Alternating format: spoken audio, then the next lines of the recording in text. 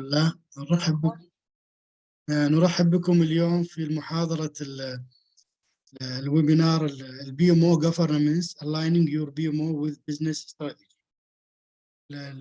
المحاضر الأستاذ بيهس. He has an engineering university degree from the University of Damascus. He is a project management renewal consultant, trainer, and speaker with a mission to create a huge impact on the Arab project managers community by providing them with the know-how through simple, fun, and digestive Arabic contents. He has many followers in YouTube and Twitters and Facebook, I think. Launching this only Arabic project management academy online, providing and advocating project management for the Arab world academic.bm.com. He has a BMB certified, I think, or BMI Agile, and of course BMF MP. He is the founder and owner of the Crossover Management Consultants, consulting company based on the Bahrain, providing training and consulting to the Arab world. He's moving around all the Middle East and the digital nominal base in the Dubai currently. So we would like to welcome Mohandas Bayhas. Go ahead. Thank you, Ghanim. Assalamu alaikum wa rahmatullahi wa barakatuh. I would like to, of course, to welcome everybody on board in this quick webinar. We will be explaining a little bit about the strategic alignment and the PMO governance role in the strategic alignment in the organization. So if everyone is ready, then let's start, right? So I'm going to start by sharing the presentation. I think you can look at it, right? واضحة. Okay, so I think as usual, the questions will be taken from the chat. So what we will be doing is I'm going to start explaining the subject, and if you have any questions, just write them in the chat or write them down, and then if we have enough time, maybe then we will discuss them later at the end of the webinar. So let's start. Again, I'm very glad to be with you this evening. And excuse me, Mohandas Bayhas. Yep. So we will have 45 minutes for the lectures and I think 15 minutes for the questions. Okay, so that's a little bit tight, but we will try to cope with this, inshallah. Okay.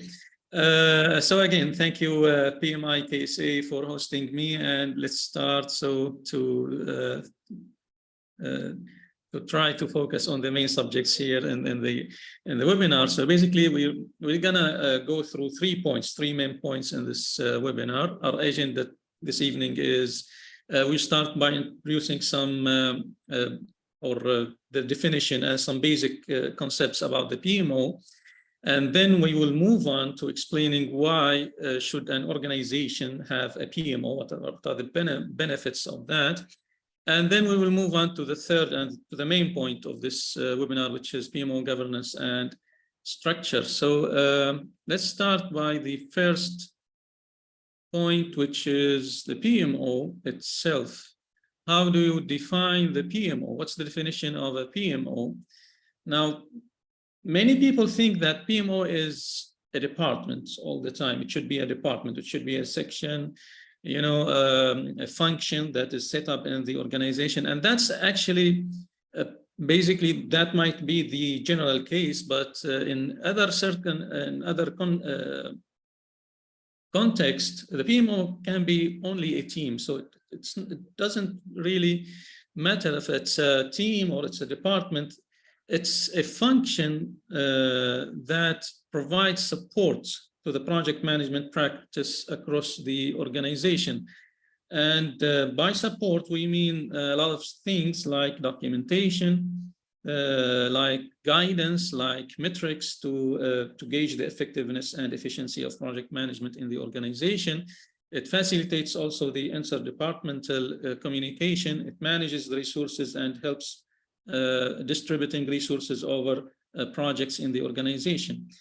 What we need to know actually about the PMO is that it's not a one-size-fits-all solution. There are lots of types of PMOs.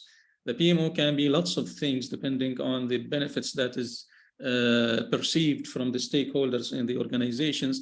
So basically, when you set up a PMO in an organization, you need to make sure that you are designing the right PMO for the right organization. For instance, you might find different PMOs working on different levels in the organization. You might find what we call project office, which is a PMO, a kind of ad hoc PMO that works to support a certain project in the organization. So if you have like a critical project in the organization and you want to assign a team to support the project manager managing that specific project, then you might want to create a project office that is dedicated to only that project, because it's critical, because you need to make sure that it's doing well, it's going well. So you can create a project office that works at the project level. But if you want to take it further to the upper level, then you might want to introduce a PMO that works on the department level. So this is a PMO that supports projects that are taking place in different departments, whether it's IT projects taking place in the design department and the development department. So this is a PMO that basically takes care of the projects that are in the different departments or at certain programs also at the program level, but it still doesn't, provide the strategic support that is in so many instances that is required by the PMO. But if the organization decides to set a strategic PMO, then this is the PMO that plays a vital role in achieving the strategic objectives of the organization, because it coordinates all the projects that are taking place in the different departments, coordinates them and align them in a way to achieve those strategic objectives. And I think this is the case that we want to discuss today. We want to discuss today the strategic PMO, not the PMO that works on the program level or on the department levels, not the project offices that work on the project level. So again, PMO can be different things for so many different reasons, for so many different organizations. And a lot of people have different perception of what PMO is and what PMO can do. And for this instance, we need to make sure that we're creating the right PMO for the right organization.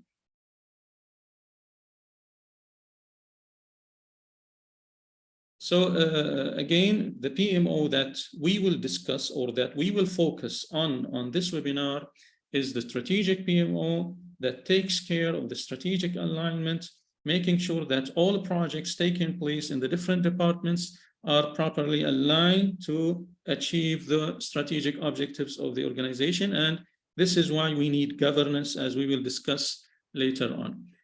Now, let's move on to the second point. Do we actually need a PMO all the time? Why a PMO is needed? Now, here are some instances and some statistics that are taken from PwC and the PMI as well, indicating, some weaknesses where organizations have difficulties running their projects. For instance, in this survey that took place in 2013, PwC has indicated that 30% of the projects failed because they had inadequate estimates or deadline planning. Around 15% of projects failed because the lack of leadership. 11.5% failed because lack of defined goals. 10% failed because of mid-project scope changes. 9% failed because of lack of resources, and again, lack of or communication issues and insufficient stakeholder participation. 5% changes in project environment, 5% strategic changes, 4% insufficient risk planning, and 3% inadequate change management. Now, if you looked at those statistics, you can really read something important. It's like, you can figure out what's the missing link. Project management as a profession basically is not, you know, an old profession. It's fairly a new profession. 30 years ago, probably no one was, you know, aware about project management as a separate knowledge, and no one was like advocating the project management knowledge and the importance of having a proper training and proper certification of project management. Actually, until this moment, I think the majority of project managers working out there are not properly, you know, trained and educated as project managers. They were promoted to be project managers just because they were skilled at what they're doing. If they were good engineers, then they were promoted to project managers. If they were good programmers, then they were promoted to be project managers. They didn't have actually the chance to get the proper education and the proper, you know, training to be professional project managers. And for that reason, we have lots of issues taking place in the projects all around in the whole organizations, whether they're small organizations, you know, big organizations. It doesn't actually make a difference. And if you looked at those reasons for failure, you feel like the missing link, like project managers are left alone in the organizations. I don't know if you agree with me, but I think if you're a project manager working in an organization and you don't have a PMO in that organization, then you have this feeling of being left alone without a proper support. No one is there actually to help you, you know, to guide you on how to properly plan for your project. No one there to mentor you or to coach you on how to lead your project, on how to define your project goals, on how to acquire the resources that you need, on how to communicate with other departments to get what you want from them, on how to, you know, handle changes and manage the change in your project. So basically, if we create a proper PMO in the organizations, then I think that most of those issues, most of those reasons causing project failure will disappear. I don't know if you agree with me or not, but I think it makes sense, right? If project managers were properly supported by a department or a function that is dedicated to support project management standard and project management practice, then most of these reasons will disappear, and we will have high chances of projects being delivered, you know, on time, on budget, and within quality requirements. So this is actually probably one of the most important reasons why we need to set up a PMO in the organization. Another statistics or another survey indicated that in 2000, while in 2000 only 47% of the organizations had a PMO, in 2016, 85% of the organizations reported having a PMO. So not the increase in the percentage from 47 to 85. And that the 30% of the 30% of the organizations that don't have a PMO claim that they would implement one within a year or so. The most important maybe thing is that 95% of companies and organizations that earn more than 1 billion in revenue reported having a PMO. 95% of them reported having a PMO. So now you understand, you know, like the criticality of having a PMO, if a proper PMO in the organization that supports the project management practice in the organization. So basically the reasons that that would actually make us consider setting up a PMO is we don't want our projects to continually miss deadlines or go over budget. Projects are not effectively aligned with corporate objectives, and this is actually what we want to focus on this webinar. How to make sure that we're selecting the right projects, how to make sure that we are launching the proper projects that will help us achieve the strategic objectives of the organization. Stakeholders are lacking project visibility. Without a PMO, stakeholders also will lack the communication, the proper communication with the project managers and with the project team members, and they don't have that visibility of what's going on in the projects and why do we have issues in those projects and why are projects not bringing the benefits that they should be bringing and so on. There is no standardized process to initiate and execute projects. Without a PMO, without governance in the PMO, then we might end up, again, launching projects that we don't need. We might end up using resources that we could have saved. We might end up losing a lot of, cost and time and things in endeavors that would not bring any value into the organization. And this includes also how to measure success in the projects. Without a PMO, how can we measure the success? What are the metrics that we need to set up in order to make sure that, or to measure the success of our projects? So basically, so we can track and trace the success in the projects. Okay.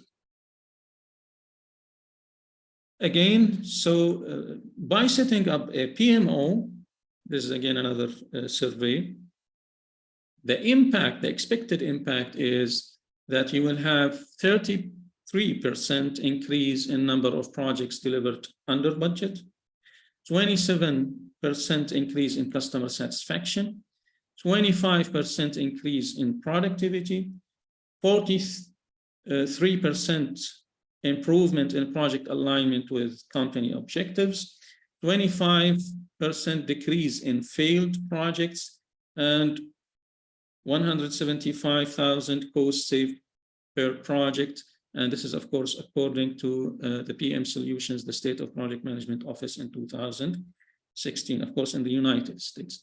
So what we wanted actually to convey to you is that PMO is really important.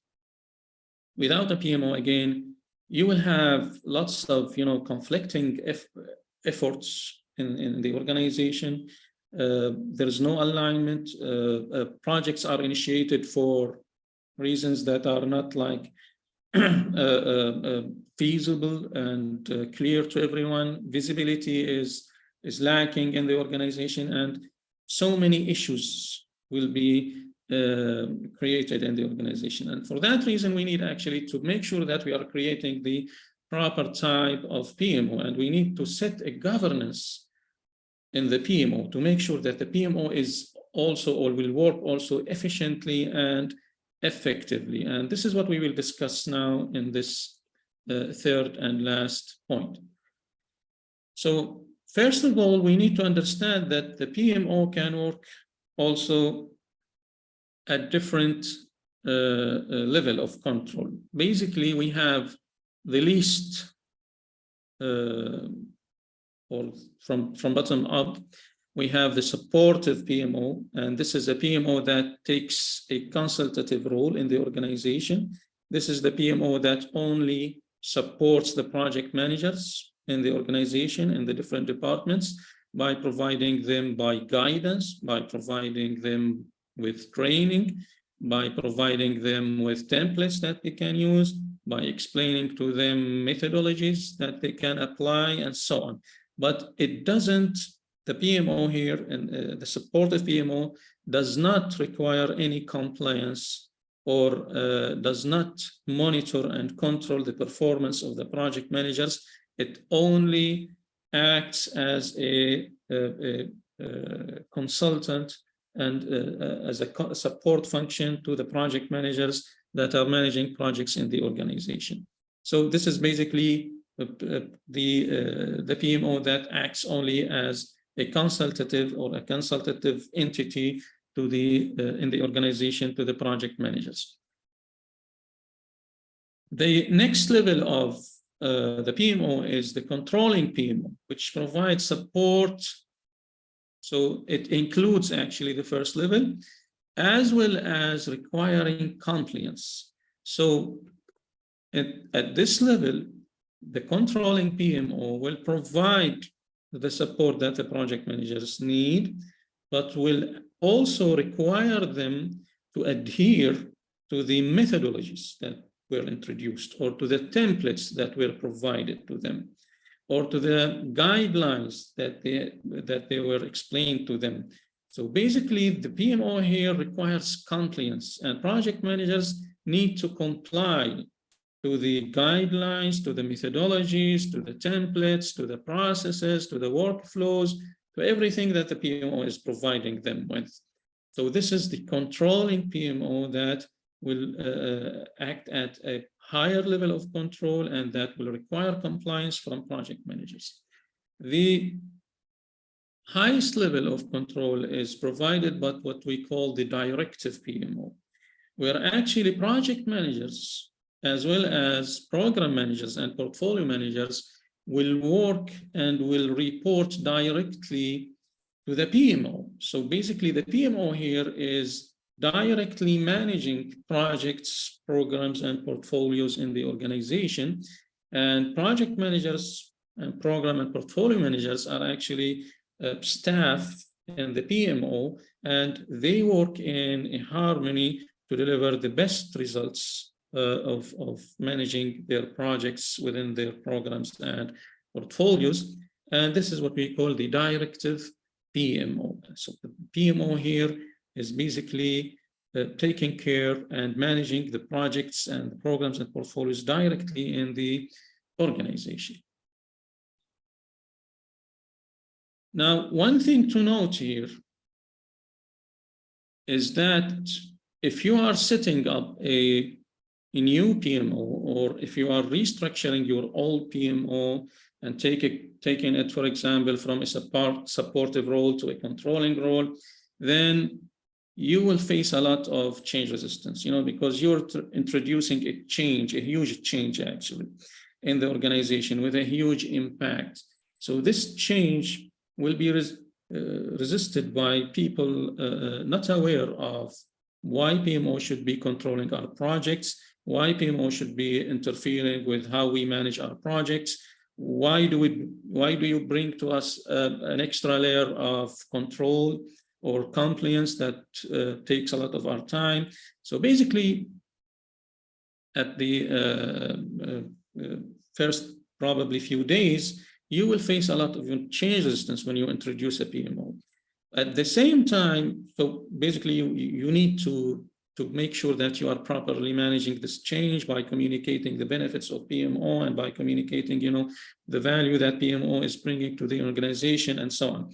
At the same time, you need to make sure that the PMO itself will be the catalyst for change and delivery in the organization. So, because, projects bring change, projects drive change. And if you want to do a positive change in the organization, basically the best way to drive a change in the organization is by launching a project. And the PMO will be supporting these projects and the change that these projects are bringing to the organization. So you need to make sure, you need to take that into consideration when you communicate the right messages with the right people on why we set up a PMO and why we have a governance within the PMO. They need to understand that this is very important to the success of the project in the organization and to their own personal success as well.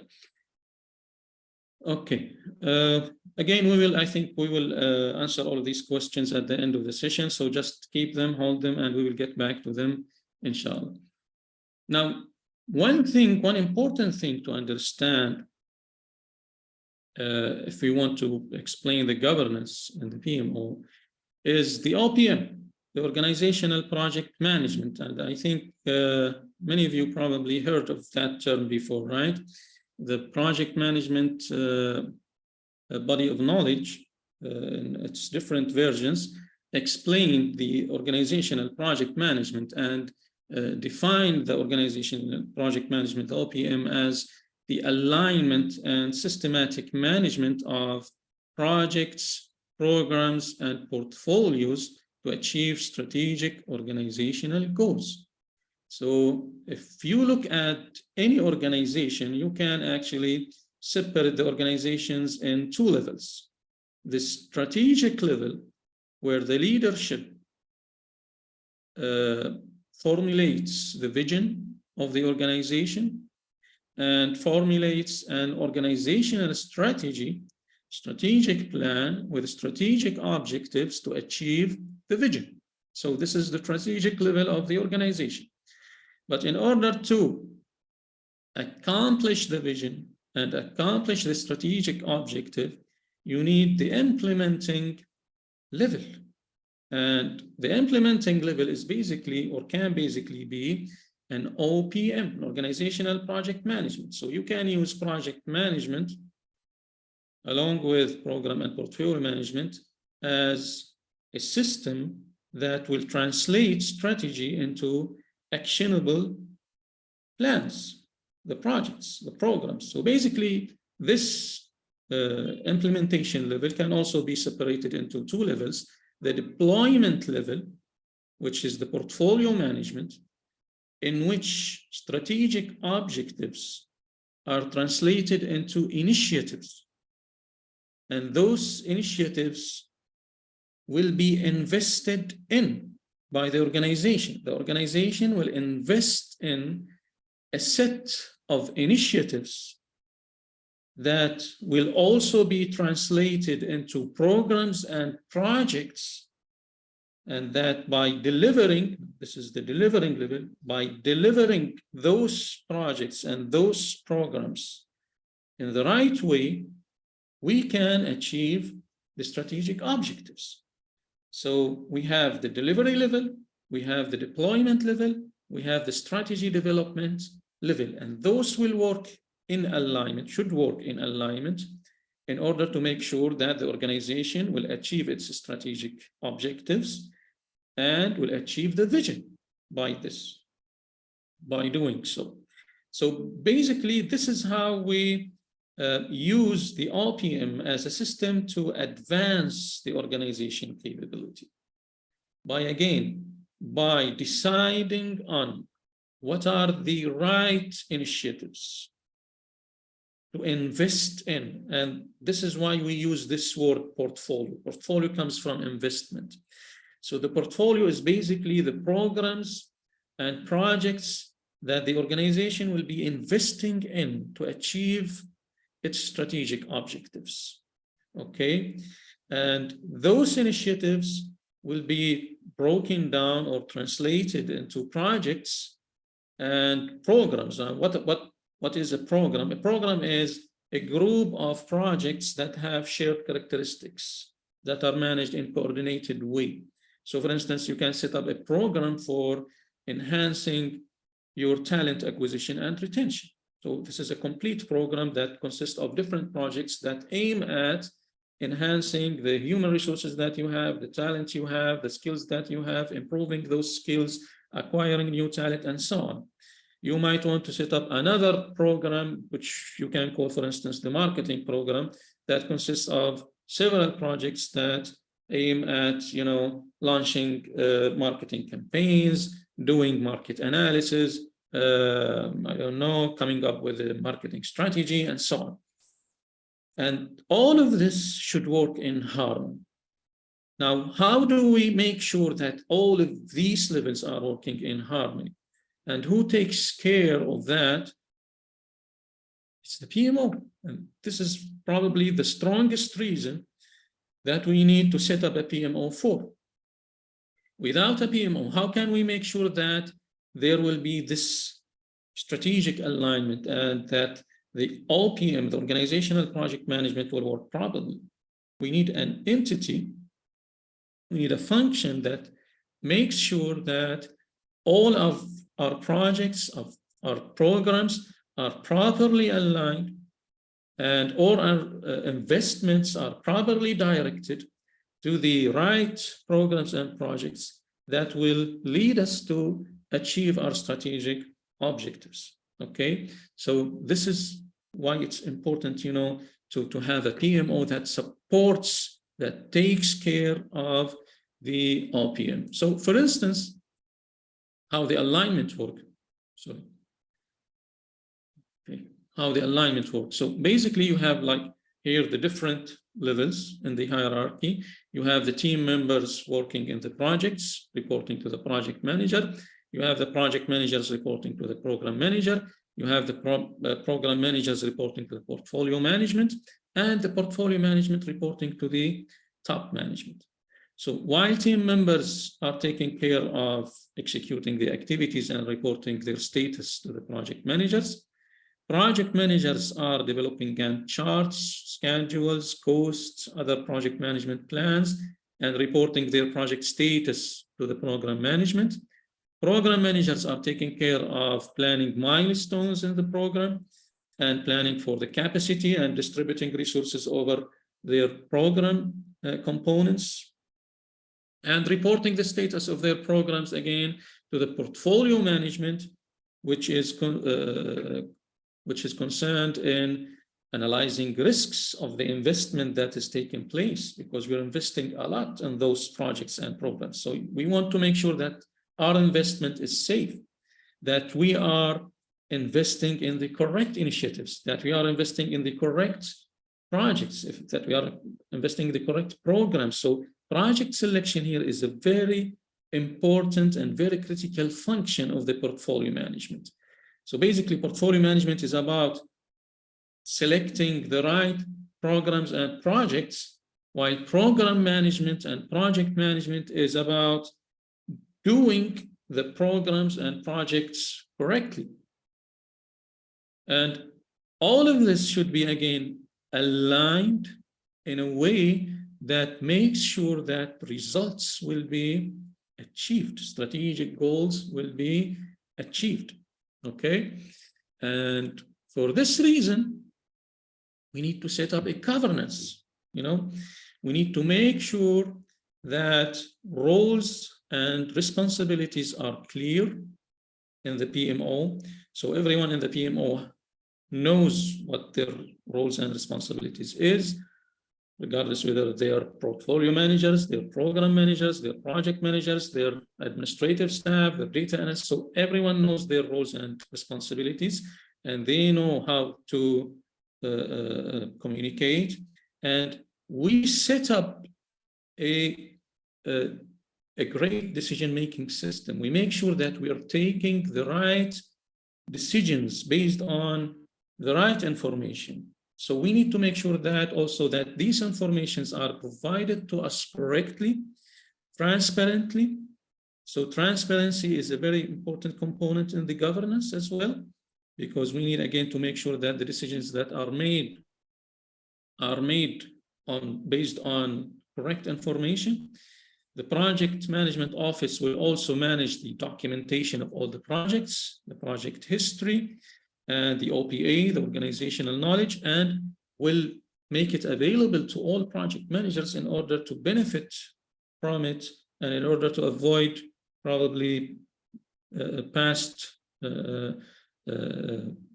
issues that we have faced in past projects.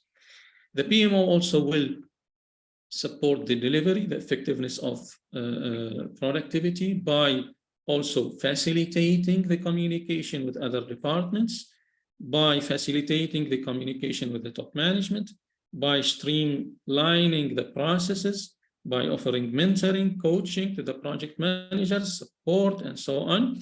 And the PMO will also be responsible for archiving and maintaining a whole, archive of lessons learned from other projects and previous project files that we did before, and we'll make them again available to the project managers so they can reuse them properly, so we don't need to reinvent the wheel again.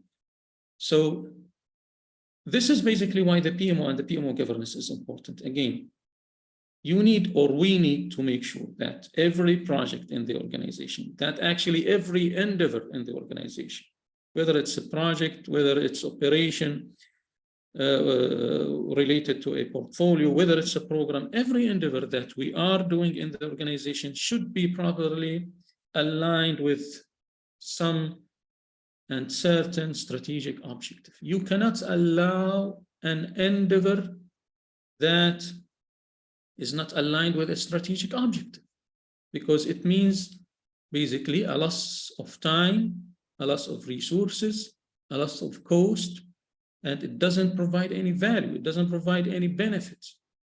Okay, so this is where the PMO governance come in order to make sure that we're taking the right decisions based on the right information, and we're making sure of the alignment of projects, programs, and portfolios to achieve the strategic objectives. So the PMO responsibilities will include the project management strategies, including, again, selecting the right projects and programs, performing efficiency analysis. So I need to make sure the PMO will make sure to measure the efficiency of those projects and programs, and to make sure that projects and programs are doing well and are going well and are bringing the benefits that they are supposed to bring. Otherwise, they might need to be killed. They might need to be get rid of. So we need to measure this efficiency continuously. And it defines also the PM standards. What is the standard that we are following in the organization in project management? What is the methodologies that we need to set up and follow in this organization? What fits our business model? What fits our business needs? Okay.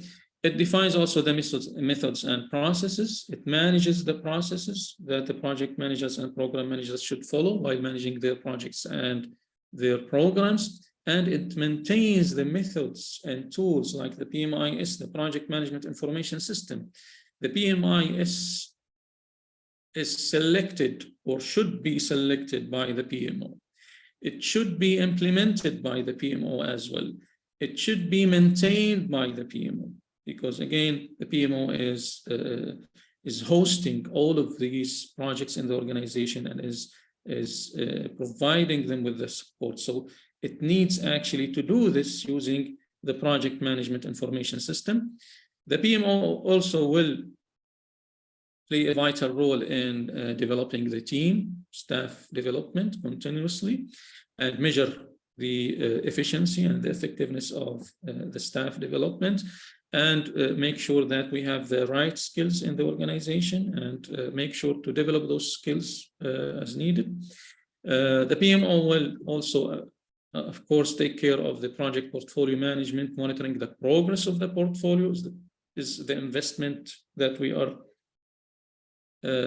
incurring in the organization, is it providing the right ROI, return on investment? Are we getting the ROI, the right ROI, the return on investment of investing on those projects and programs? It implements control measures. So we make sure that if some of the initiatives or any portfolio has some difficulties or issues, then we need to make sure to how to deal with those issues. And it provides, again, project information to the top management.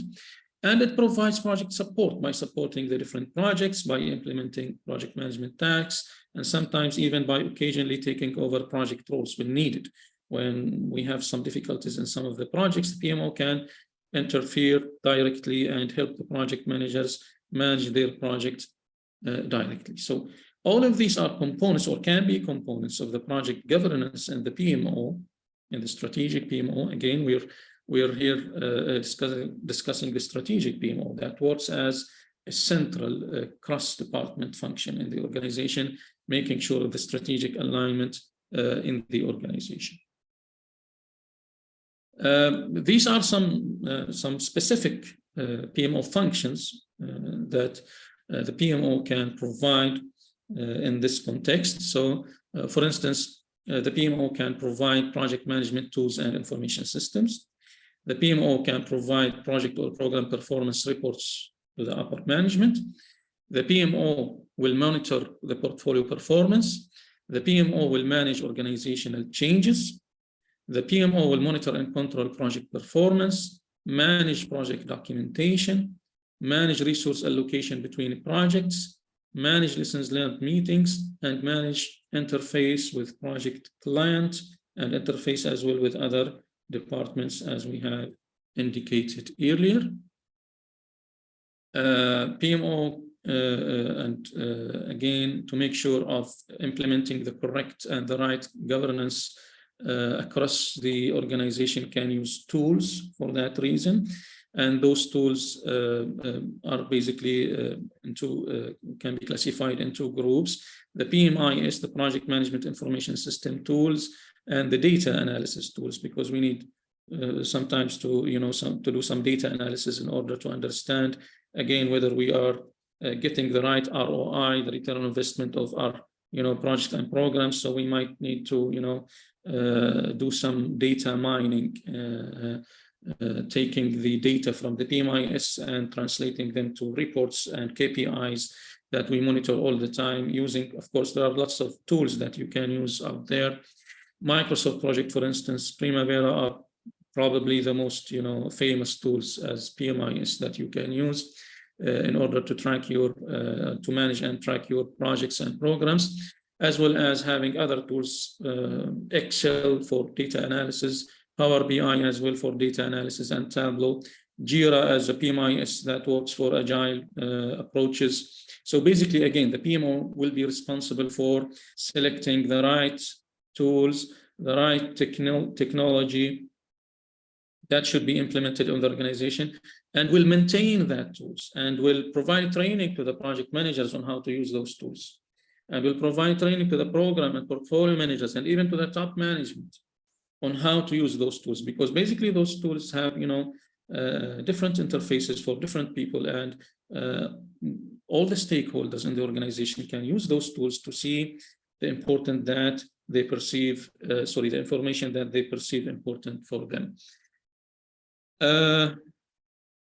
This is, of course, one example of using Power BI, for instance, in order to to analyze your portfolio. So how many projects we have in the portfolio, hours, efforts that have been spent in the portfolio, efforts completed, efforts remaining, projects by progress, what are the projects that have not been started yet, the completed projects, the project in progress, and so on. So basically, we're trying here to use the data analysis and to use Power BI as a data analysis tool, again, to make us reach, or to make us able to take the right decisions, informative decisions. So without these tools, without the proper data analysis, top management probably cannot make sure that they're taking the right decisions by investing in the right, again, in the right initiatives or programs or projects. Okay. So again, the communication will take place in these different levels. Again, in alignment, the PMO will make sure that everything is aligned to the strategy, to the vision. So team members, for instance, will report the activity status to the team leader. The team leader will help planning the capacity for the project and forming the team. The project manager will plan for the project, for the requirements, for the remaining efforts, and then will report all of that to the PMO, for instance, or for the program management level, if we have a program management level. And the PMO will play the role of, again, making sure that we are investing, that we are selecting the right projects, the right programs in the organization. And all of that should be governed by processes, by workflows, the proper workflows, by policies and procedures, by the right tools, to make sure, again, of an ultimate alignment between all the efforts that are taking place in the organization. Now, these are some of the common PMO roles. We have most of the time a PMO director that usually reports directly to the CEO, because this is a very critical position. You need someone, the PMO should be well supported, well sponsored. And for that reason, we usually have a director level at the PMO, and a PMO director that reports directly to the CEO. Under the PMO director, we have portfolio, program, and project managers working in harmony and in alignment, again, governed by the policies, procedures, roles, responsibilities, processes, workflows that make sure that everything works in harmony. And supporting them a team for their, admin work, for their, to assist them in the paperwork and whatever it takes to manage their projects, programs. And we have also data analysts, again, to make sure that we are taking the right data and translating the data into information, correct information that will help us take the right decisions now and in the future. And by this, we conclude our session. I think we hit the target by finishing the session exactly at 48 minutes. Thank you, Engineer Bayhas. So we can start Thank now. you. Raise hand for questions. Sure. Or maybe should we go back to the questions that we had in the chat? Yeah, maybe. Yeah. Okay, let me go back to the chat. So, okay. Yeah, I think the slides will be available, can be made available to you. We don't have a problem with that. Is the PMO considered a supportive PMO? It can be supportive, again, it can be controlling, it can be directive. Because EPMO is a PMO that works at the strategic level, but you need to set the right control level as well. So working as a EPMO does not guarantee or does not equal to, for instance, a directive PMO. No, it can be only supportive. It's a supportive EPMO or it's a controlling PMO.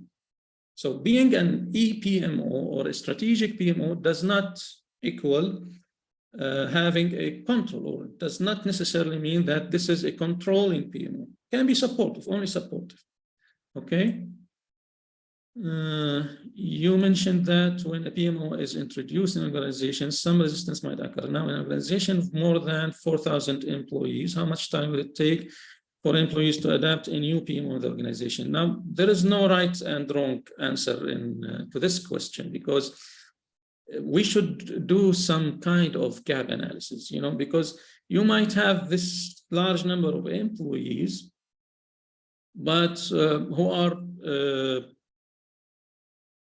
aware of what PMO value can be brought in the organization, who might be willing to welcome the PMO and the PMO support that is coming to the organization. Or you might have the other way around. You might have 4,000 people resisting this change. So we don't have, again, we don't have a correct answer for that. It depends actually on the culture, basically. The right answer is it depends on the culture that you have in the organization, regardless whether it's a 10 staff organization, whether it's a 10,000 staff organization. What is the culture that is there? What is the culture that you are taking care of in the organization? What is the culture that you are nurturing in the organization? Some organizations, they make sure that they nurture the positive change, welcoming endeavor in their staff. Okay, they make it a value probably in their culture to welcome positive changes, and they motivate that.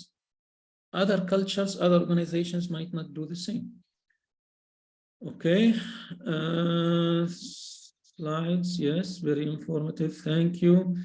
If our organization, not that big factory, which department could be responsible? So do you mean that you don't want to set up a PMO because your organization is very small? Then you might want to consider a PO, as we mentioned, like a team of 3-4 people that work to support project managers in different levels. Again, you need to do some kind of gap analysis in order to make sure what are the gaps that we need to tackle, what are the perceived benefits, what is the perceived value, and how to achieve it. Okay, so it takes a little bit of gap analysis and and design. Can you share the code of the video? Okay, I have a question. How is the governance structure going to be for projects level? Do you have a good reference for such governance and existing PMO? There is no one size fits all. I cannot give you something that you can apply immediately. You need to design this. You need to design this very carefully based on the culture that you have, based on the maturity level that you have in your organization, because organizations have different maturity levels. So you don't have this kind of standard templates, for instance, for processes and procedures that you can take out of the box and implement immediately. That will not work for you, for sure. Okay. Okay, thank you. Thank you, everyone. The question is, what's the main difference between the PMO and the interface management? I'm not sure that I understand well what do you mean by interface management, but one of the important roles of the PMO is this interfacing between, you know, project managers and functional managers, project managers and top management. So this is an interfacing role that the PMO should be playing, you know, because we need this communication. We need to streamline this communication. And this is one thing that the PMO makes sure of. Okay, I think I answered all the questions in the chat. I hope I didn't miss any. Any other questions?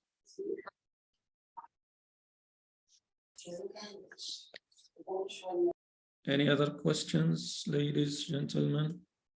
So I think we're done with questions. I think we can add one comment to Engineer Bayhas. Sure.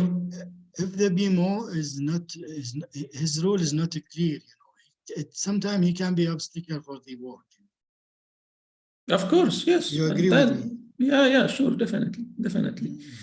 So basically, this is why we need to set up the right structure with the right roles, with the right responsibilities. This should be clear to everyone, to every department as well. Why we are setting up a PMO and what's the expected benefits and value of the PMO. This should be clear and clearly communicated to other stakeholders, to all stakeholders, even the stakeholders outside the organization. Now, one thing that some people don't recognize, that our clients, for instance, are important stakeholders for the PMO. PMO is providing their services not only within the organization. By supporting project managers, they are also providing their services to the stakeholders out of the organization. So basically, this also should be analyzed and measured. And we need to make sure that the PMO is delivering value to those stakeholders as well. The stakeholders that are even external to the organization. Okay, I think we have other questions as well. Okay, I need to scroll up. What are the skills and qualities? Well, there's a selection of project. Which factors you need to consider in alignment to corporate strategy? Osman, again, the portfolio management is responsible for selecting those projects. Now, how they select the projects, basically they do a risk analysis, because again, we have an investment and we need to invest in the right initiatives, in the right projects and programs. So what we do at the portfolio management is we analyze risks. So where are the projects and programs with the least risk of investment that will provide the highest value and the highest benefits to the organizations? And this is how we take the decision of, you know, of selecting the right projects and programs. Okay. What are the skills and qualities should a PMO specialist have? Now, this is again a question that has many answers. It depends again on the organization. How do you, or what is required exactly from the PMO specialist? But most of the time, it's an administrative job. You know, when we talk about PMO specialists, then we talk about basically project coordinators, project expediters, taking care of the paperwork, taking care of the communication, helping the project managers, program managers, you know, following up with reports, with emails, and so on. So this is basically what we usually use when assigning PMO specialists. In an organization being functionally divided that resists handling resources management, the PMO, how can PMO be an added value in this case? Again, we need to do some analysis. I cannot give like a specific answer to this situation until I understand completely the situation.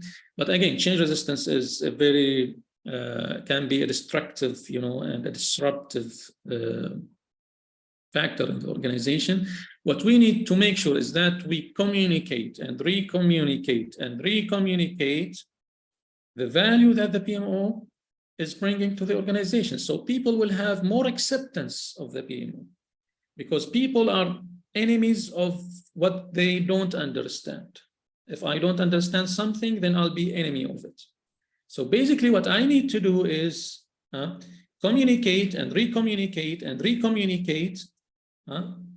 the value and the benefits of the PMO and why we decided to set up a PMO and why it's important to provide the PMO with the right resources.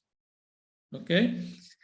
What is the risk in implementing of digital or finance transformation organization and how to overcome these risks? Now, this is a very big question, probably needs a webinar discussing risks in implementation digital transformation. Now, digital transformations are more than a project. They are programs most of the time and should be handled as programs. They can have lots of risks. Change resistance is one of them, but we can also have lots of risks involved in that endeavor, such as the infrastructure, whether it's ready or not, such as the culture again, such as the technology that we are using, such as the benefits that we are targeting. All of that should be analyzed, and risks should be identified, and you should, set up your risk register properly. Engineer Bayhas, we have one hand raised from Muhammad Ahmad. So okay, go ahead. We have so many questions. I'm sorry if we cannot answer all of these, but yeah, we will try our best. Yes. No problem. Assalamu alaikum. عليكم السلام ورحمة الله وبركاته. مساء الخير دكتور بيهس، شكرا على هذه المحاضرة القيمة. نيابة عن المعهد PMI KSA, we thank you for this very informative presentation and sharing your knowledge with the chapter members. Really appreciate it. Now, I have a question and a comment, yes. / question, because I've been in project management for most of my career, and PMO came at a later stage after project management. We only start learning about PMO in the last, 10 years, while project management, the basics and the way we've been doing projects started in way back. That's one thing that projects are moving on, and then here we have an overarching governing system, which I fully support. Now, I agree that, yes, PMO should help guide the projects, especially with the gating process. Make sure we have the right scope identified first, we have the right team identified, that the project had the resources, has the right sponsor, as it goes through the different stages. I fully agree with that, and allocate resources between different projects, because that's another big problem. We have too many big projects coming out at the same time, and we're competing for resources internally or externally as well, correct? Correct. Now, you made a comment about the project, the PMO should also govern which projects should go in terms of profitability and risk. Typically, in our oil and gas business, it's a question, projects decisions are made by the board, and they are the one who decide which projects should need to go based on the budget. They have business matrix, they have strategic directions to go with. So that's the dilemma we have. Because PMO sits in between, over the PMT, but below the company board of directors, of course. So here is another issue. You can make sure that how we can align between these two conflicting, presumably, directions. You got my point?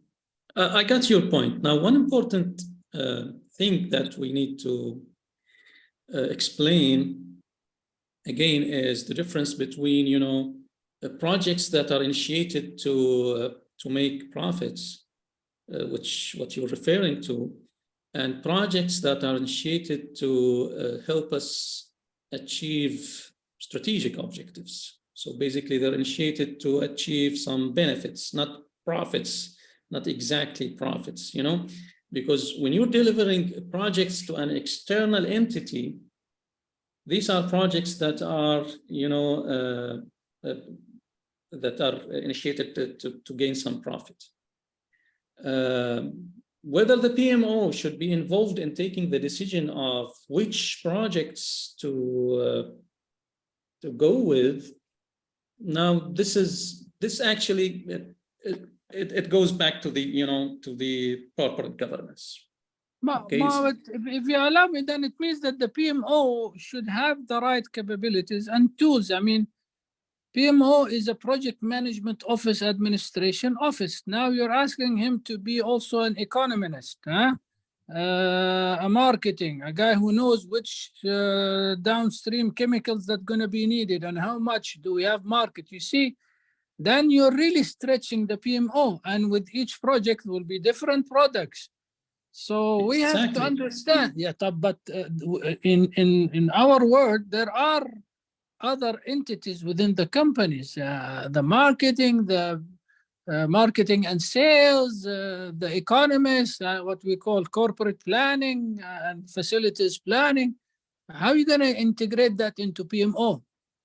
Otherwise, you're going to have a conflict. You're going to be saying something that this product is too risky, and the corporate planning, for example, will say, no, we got market for it and we have clients locked up.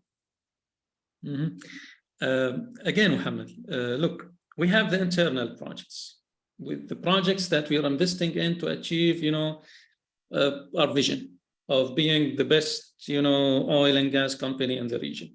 Okay, so this includes how we will enhance our infrastructure, how we will advance our skills, how we will. Okay, those are the internal projects that are geared into advancing our capabilities as an organization. Okay, this is what the PMO should be responsible for at the first place. Now, the projects that you are discussing are projects that are initiated to make profits. Okay, not to advance the capability of the organization, to make money. Okay.